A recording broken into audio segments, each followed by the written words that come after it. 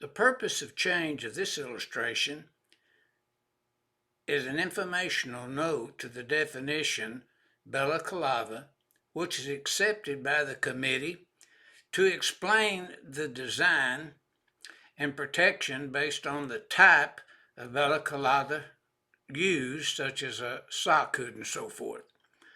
Now let's review the note in the illustration.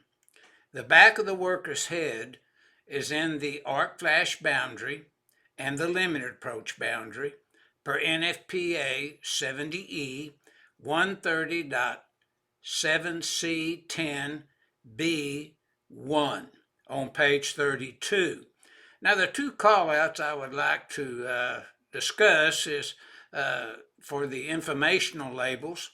110.16 on page 48 of the NEC is what the electrician would put on the equipment when there was a possibility of electrical arc flash problem.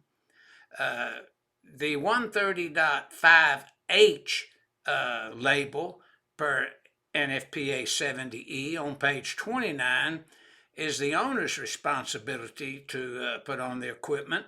And naturally, you know that the voltage, available short circuit current, the arc rating of the equipment needed, PPE, or maybe the job task method using the tables.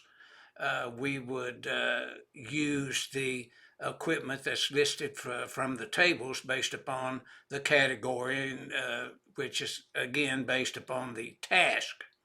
The next informational call out is for information on the arc flash boundary. If we wanted more information about each boundary and the requirements to be in each boundary, review the Annex C in NFPA 70E, page 60. And in that area, you would find a lot of information about the qualified person and then the unqualified person who can gain access and which boundaries and so forth.